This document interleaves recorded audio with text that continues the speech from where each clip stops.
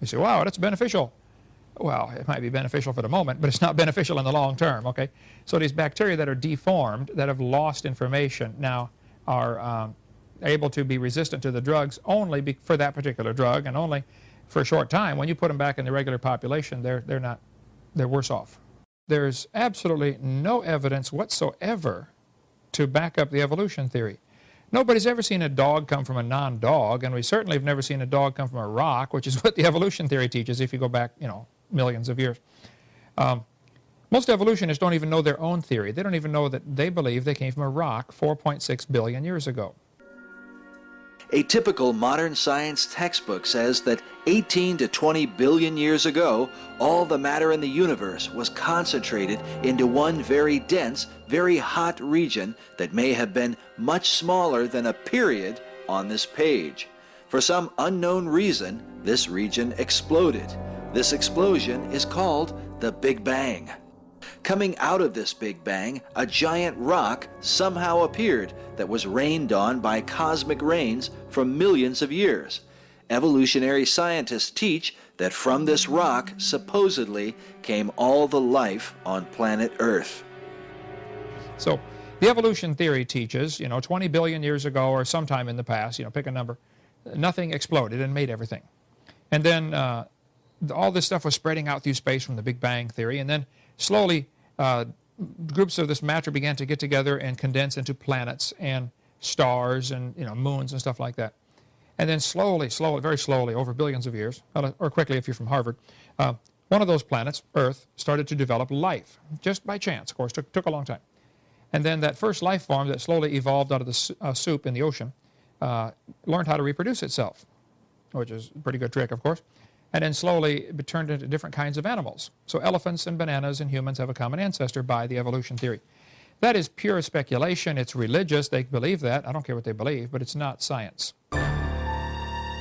Darwinian scientists have attempted to explain the process of evolution as a gradual development that takes place over millions of years. Yet some scientists argue that for the building blocks of life, this is simply impossible.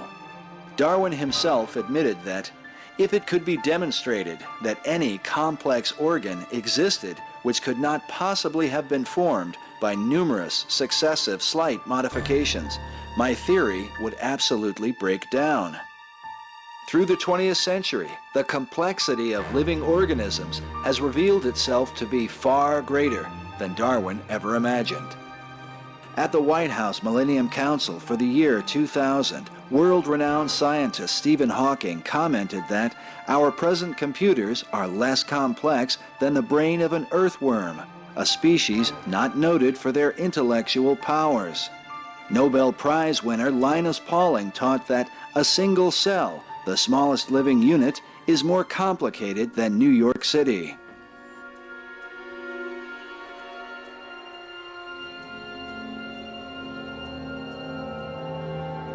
In his book, Darwin's Black Box, author and biochemist Michael J. Behe argues that the complexity of cell structure overthrows the idea of a gradual evolution. His conclusions reveal that highly sophisticated molecular machines control every cellular process. Thus, the details of life are finely calibrated, and the machinery of life enormously complex. Behe writes that the simplest self-sufficient cell has the capacity to produce thousands of different proteins and other molecules. Synthesis, degradation, energy generation, replication, maintenance of cell architecture, mobility, regulation, repair, communication, all of these functions take place in virtually every cell, and each function itself requires the interaction of numerous parts. A child can die because of a single defect in one of the many machines needed for taking proteins to the lysosome. A single flaw in the cell's protein transport pathway is fatal. Unless the entire system were immediately in place, our ancestors would have died. He concludes that attempts at a gradual evolution are a recipe for extinction. Behe further rebukes the scientific community for ignoring the evidence. He says the impotence of Darwinian theory in accounting for the molecular basis of life is evident from the complete absence in the professional scientific literature of any detailed models by which complex biochemical systems could have been produced. In the 20th century, other noteworthy scientists have agreed. World-renowned astronomer Sir Fred Hoyle rejected Darwin's theory. It was Hoyle who coined the phrase, the Big Bang. He was, in fact, mocking the idea that all things came about through some great explosion billions of years ago. Hoyle calculated that the odds of producing just the basic enzymes of life by chance are 1 in 1 with 40,000 zeros after it. Hoyle claims that believing the first cell originated by chance is like believing a tornado could sweep through a junkyard filled with airplane parts and form a Boeing 747. He said, the scientific world has been bamboozled into believing that evolution has been proved. Nothing could be further from the truth. Hoyle said this situation is well known to geneticists, and yet nobody seems to blow the whistle decisively on the theory. Most scientists still cling to Darwinism because of its grip on the educational system.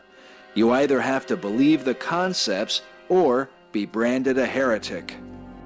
Australian biologist Michael Denton, author of the book Evolution, A Theory in Crisis, says science has so thoroughly discredited Darwinian evolution that it should be discarded. Meanwhile, mathematics professor Wolfgang Smith says evolution is a metaphysical myth, totally bereft of scientific sanction. At the British Museum of Natural History in London, paleontologist Colin Patterson started asking other scientists to tell him one thing they knew about evolution. Lecturing to biologists at the American Museum of Natural History in New York City, he said, I tried that question on the geology staff at the Field Museum of Natural History, and the only answer I got was silence. I tried it on the members of the Evolutionary Morphology Seminar in the University of Chicago, a very prestigious body of evolutionists, and all I got there was silence for a long time, and eventually one person said, I do know one thing, it ought not to be taught in high school. In spite of the evidence, Patterson did not abandon evolution. He says, then I woke up and realized that all my life I had been duped into taking evolutionism as revealed truth in some way.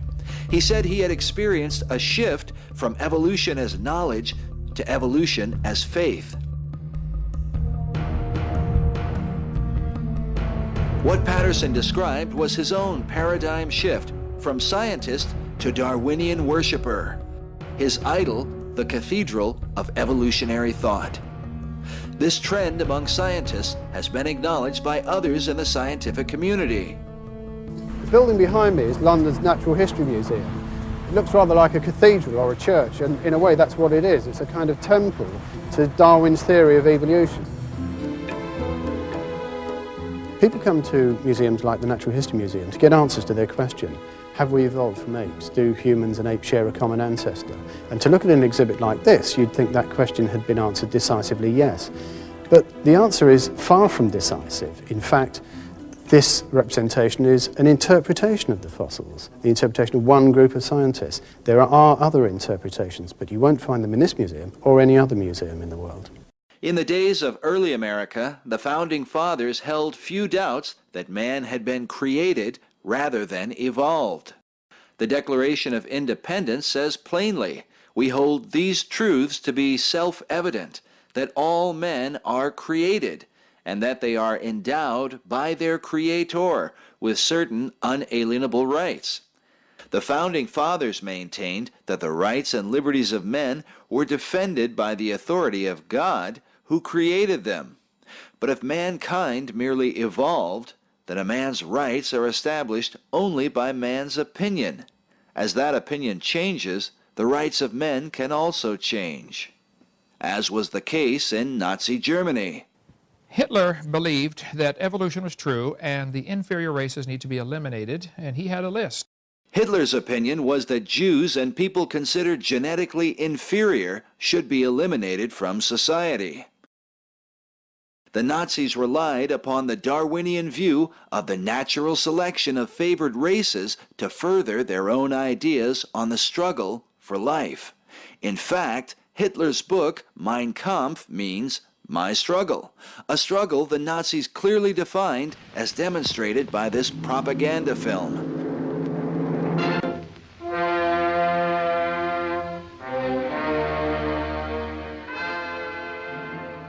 In the opening scene, the narrator makes direct reference to Darwin's teaching on natural selection. Alles Lebensschwache geht in der Natur unfehlbar zugrunde. Wir Menschen haben gegen dieses Gesetz der natürlichen Auslese in den letzten Jahrzehnten furchtbar gesündigt. Wir haben unwertes Leben nicht nur erhalten, wir haben ihm auch Vermehrung gewährt. Die Nachkommen dieser Kranken sahen so aus. Erbgesunde Menschen wohnten in engen, lichtlosen Gassen und halb verfallenen Lauben. Idioten und Schwachsinnigen baute man aber Paläste, und diese kranken Menschen waren gar nicht empfänglich für die Schönheit, mit der man sie umgab. Das deutsche Volk kennt das ganze Ausmaß dieses Elends wohl kaum.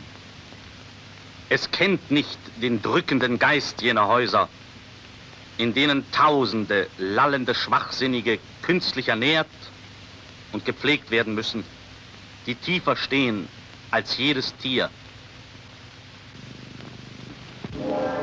In den letzten 70 Jahren hat sich unser Volk um 50% vermehrt, während die Zahl der Erbkranken im gleichen Zeitraum um 450% gestiegen ist.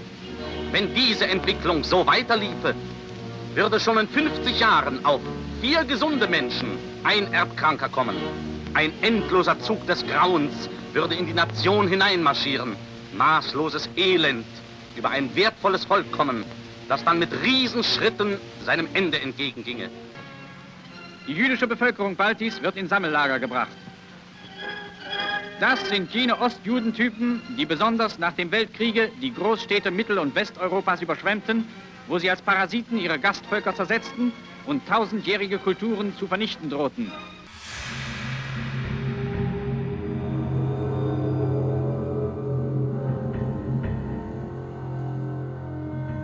Under evolutionary influence, Hitler declared, "I have the right to exterminate millions of individuals of inferior races which multiply like vermin."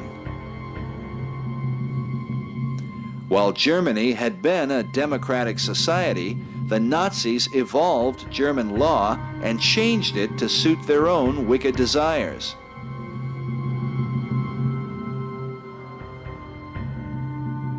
In the Bible, God says, "I am the Lord, I change not." Jesus said, "Heaven and earth shall pass away, but my words shall not pass away." It is for this reason that the principles and teachings of the Bible were considered so important by early Americans. Sir William Blackstone maintained that man-made laws should not be allowed to contradict the laws of God. And if man's laws did contradict God's laws, Blackstone stated they were not valid. In Acts 5:29, the apostles taught, we ought to obey God rather than men. In the Bible, God reveals that because man was made in God's image, he holds a particular place above every creature on earth. Man is not equal to the beasts of the field, but he would be if all life evolved from a common source. If that were the case, killing a man would be no different than killing an insect, or a cow, or a carrot. This was the thinking that allowed Hitler to murder millions in the Second World War. Exterminating Jews and undesirables was compared to getting rid of rats and insects. Ratten auch auftauchen, tragen sie Vernichtung ins Land, zerstören sie menschliche Güter und Nahrungsmittel. Auf diese Weise verbreiten sie Krankheiten, Pest, Lepra, Typhus, Cholera, Ruhr und so weiter.